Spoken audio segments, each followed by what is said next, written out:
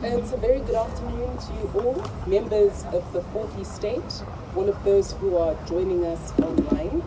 Welcome to this special press briefing that we're hosting. The purpose of this press briefing is to address the CCC, or the Citizens Movement's position on Zimbabwe's readmission to the Commonwealth. Just to bring everyone up to speed, as you're going to hear very shortly from our Change Champion in Chief, there is a citizens delegation that met with the Commonwealth grouping today, and our Change Champion in Chief, Advocate Nelson Chamisa, is shortly going to share the substance of or the key points relating to that briefing, as well as the position of our movement in connection with that. So without further ado, I'm going to defer proceedings to our Chief Spokesperson.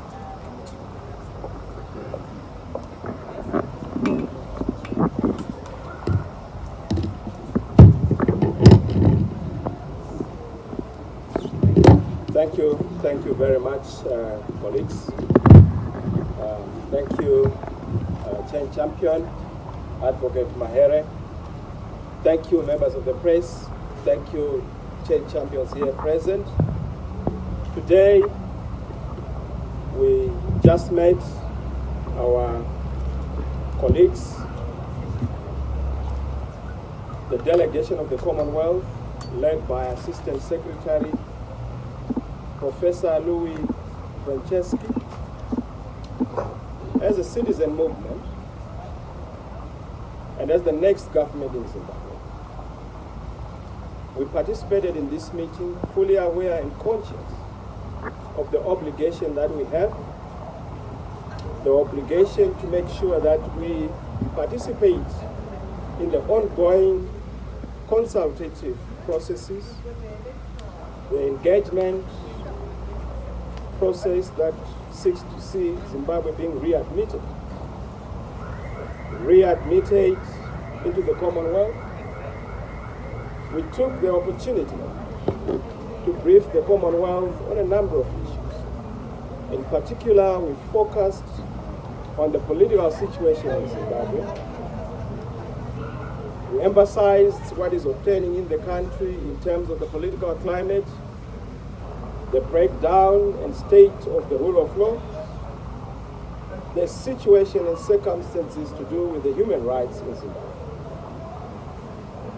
And of course, we also zeroed in on the issue of the electoral environment, the economic situation, and the corruption that is obtained. I'll highlight our major issues and areas of focus as we submitted our recommendations and our position. On the political climate and the breakdown of the rule of law, we emphasize that Zimbabwe essentially suffers from a crisis of governance. It is a crisis that is born out of disputed elections,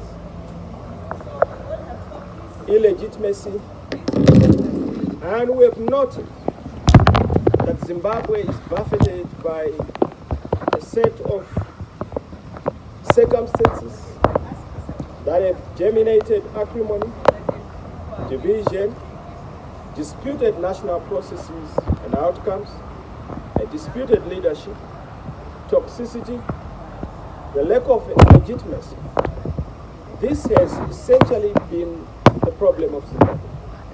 Zimbabwe is in a leadership crisis. Zimbabwe is in a legitimacy crisis, a governance crisis. We noted the absence of a genuine, inclusive, and comprehensive dialogue in Zimbabwe. We made reference to the closure of the democratic space. We made emphasis on the fact that we are seeing an increase in the repressive tendencies and dictatorial tendencies on the part of the incumbent government. And we made reference to the issue of the PVO bill, the Private Voluntary Organization Bill, MOPA, the Maintenance of Order and Peace Act, the proposed Patriotic Bill. We highlighted that the attack and persecution of the civil society in Zimbabwe is an alarming one, including targeting of human rights defenders, trade unions, the student movement, our teachers, our journalists, lawyers, and in some circumstances the church. Politicians from different outfits have been targeted. Those from the citizens movement, the CCC, have not been spared. We have also seen that a number of them have also been targeted, particularly the MRP activists who are incarcerated. And what shocks us, and we share this with the Commonwealth, is the inability and incapacity of our police, the Zimbabwe Republic Police, perhaps incapacitated by ZANU-PF. They seem to have this inability to deal with the challenges and incidents of incitement of violence, especially by cabinet ministers. We have seen cabinet ministers making statements that incite violence, but nothing has happened. You know the names, it's public, it's common cause. Nothing has been done to these individuals in government. On the human rights situation, we noted the deteriorating human rights situation in the country, in particular, the selective application and weaponization of the law, the persecution by prosecution. We've seen pre-trial incarceration on the increase, denial of bail where bail is due and a constitutional right. In particular, we noted the issue of the Nyatsime 17, who did spend over 150 days on account of a mere allegation. An allegation is not a conviction. An allegation is simply that, just an allegation. It has to be proved. We've seen our members of parliament being persecuted. Honorable Scala, Job, and Stole Godfrey. They're part of the 17 that have been incarcerated.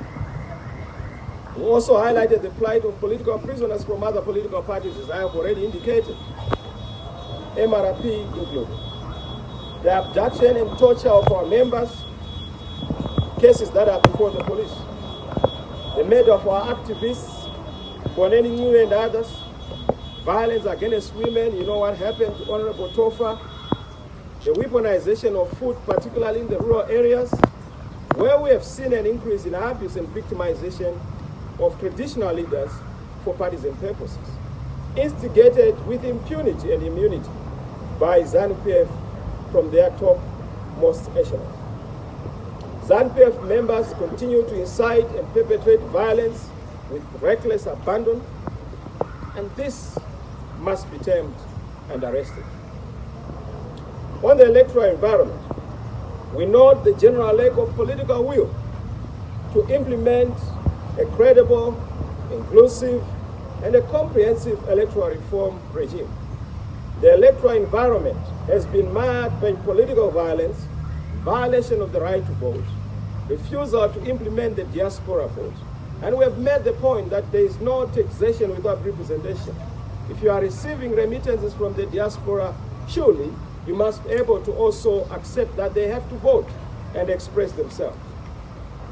We also made the mention of the issue of the credible voters' roll. That has to be availed to all the participants, the stakeholders. The issue of an independent audit firm. We want the voters' roll that is going to be used in 2023 to be audited by a reputable firm, so that we do not have a shambolic voters' roll, a disputed voters' roll, and a discredited. The issue of lack of a real-time, verifiable, and accountable results management system continues to be a source of concern. You saw what happened in Kenya. You saw what happened in Angola. Results have to be real-time. Results have to be posted on the public portal, wherein people are able to assess and access the results, including members of the press. We've also made the mention of the point of the credibility and independence of the electoral management body. There has been an emphasis on the security of the vote and the voter, particularly in the rural areas where we have seen an escalation in assisted voters and command voting. There's also been an increase, as I have already indicated, of political violence against citizens, including Honorable Tofa, our female MP, and other political leaders and activists from across the length and breadth of Zimbabwe. We have seen the disruption and banning of our political meetings and a violation of that important freedom, the freedom of association and freedom of assembly, including even press conferences.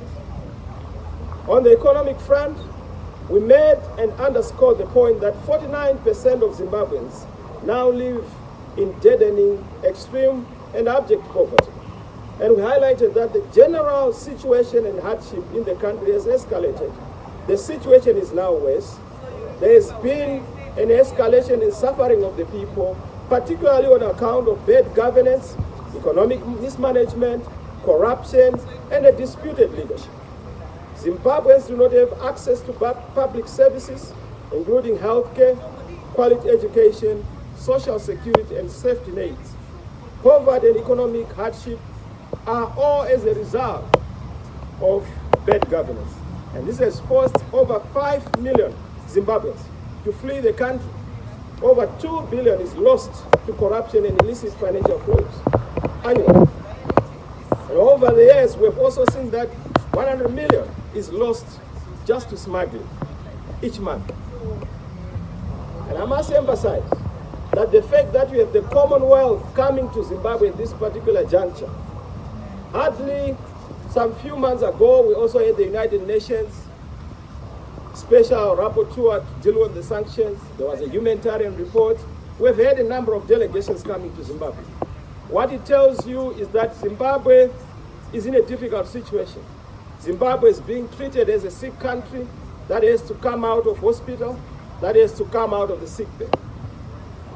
And that sickness is supposed to be cured by all of us as citizens. And this is why, in our proposal of a way forward, to make sure that we move out of this drug rehabilitation as a drug rehab victim, we need to do a number of things. And this is our way forward. We want what is good for the country, what is good for Zimbabwe. We support everything that stands for and respects the Constitution, the citizens of Zimbabwe, and the people's rights. As the next government, the incoming government, our firm view is that Zimbabwe must normalize relations with all progressive forces, nations, and global institutions, including the Commonwealth, in pursuit of mutual cooperation and national interests. In any event, the original withdrawal from the Commonwealth by Zimbabwe was partisan, ill-conceived, not done in line with national interests, unilateral, and we opposed it then, as we oppose it now. It was not done in pursuant of common national interest. Currently, xenophobia and bad politics is standing in the way of Zimbabwe being admitted into the Commonwealth. This is why we continue to speak to xenophobia, to our colleagues across the political divide, to also respect the need for good governance, the need for respecting their competitors, the need for respecting citizens, so that we are able to start building bridges. We have seen that over the past few years, our colleagues in ZANU-PF, instead of building bridges, they've decided to build walls. Instead of maintaining gates unto the world, they've erected iron gates that obstruct our access to the world. We call for a value-based, principles-driven, time-bound and process-benchmarked readmission of Zimbabwe to the Commonwealth, guided by the Commonwealth Charter itself and the Harare Commonwealth Declaration of 1991. We make the position and we make the position clear that as Zimbabweans, we need to find each other. At the moment, we've failed to find each other. We are talking at each other, against each other. We need to start talking to each other to resolve our fundamental challenges. It takes two to tango. There is no nation that is one side. There is no nation that is one party. A nation is all parties. We have to come together and reason as a people to resolve our issues so that we terminate disputed issues in politics, in national processes. Zimbabwe needs a sincere, genuine national dialogue on political and electoral reforms, underwritten and scaffolded by a credible arbiter, facilitator, or a moderator, so that the process is credible. The holding of credible, free, and fair elections should be a benchmark and a test case for a process to readmit Zimbabwe into the Commonwealth. And because of this, we emphasize the environment that leads to the elections in 2023, which has to be peaceful, it has to be inclusive, and it has to be credible, so that the election itself is beyond contestation and disputation. We have already emphasized that within SADC, let the guidelines and principles governing democratic elections and the African Charter on Democracy and Governance be the benchmark and the standard. That position stays. And that was our submission to our colleagues, the delegation that came representing the Commonwealth. I thank you. God bless you. God bless Zimbabwe. So as usual, we're going to take a few questions arising from the press briefing that's being delivered by Advocate Nelson Chamisa. As is our usual procedure, kindly identify yourself, the news house or media outlet that you're coming from, and then ask one question so that we can get as many as possible. We'll just take a few because the president has to attend to another engagement, but we do want to make sure that we thoroughly canvass the question of Zimbabwe's readmission to the Commonwealth. Yes, sir. My name is I'm from CCC Change. Yes, sir. Okay. So after you're meeting with the Commonwealth delegation and you get the new submission, what was their response to your issues? Well, the most important thing is to hear two sides of the story. There is no full story without sides. They've heard our side. I'm sure they also heard the side of ZANU-PF. I'm sure they are going to also try and get the ZANU-PF president side, Mr. Mnangagwa. That's why we have said this is our take, this is our view, and this is what we have submitted. As to their decision, we await their feedback, but we are gratified that we had the opportunity to represent Zimbabweans. I know that what we said is a representation of the men across the length and breadth of Zimbabwe who would want to see Zimbabwe normalizing relations. In fact, we should not be having enemies around the world. We must be having friends around the world. He's the one who presides over, ultimately, the imprisonment and arrest of people, of course, through prosecution and the police. So for you to expect me to say why the people were released after the Commonwealth Cup, your guess is as good as ours.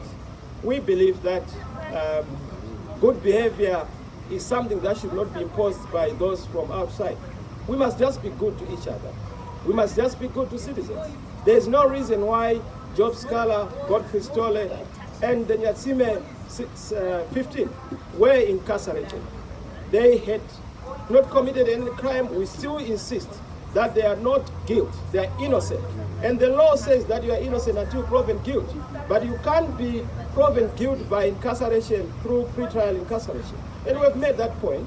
We don't understand why they have to spend over 150 days behind bars. It's not necessary. If they have an issue, let the matter be tried.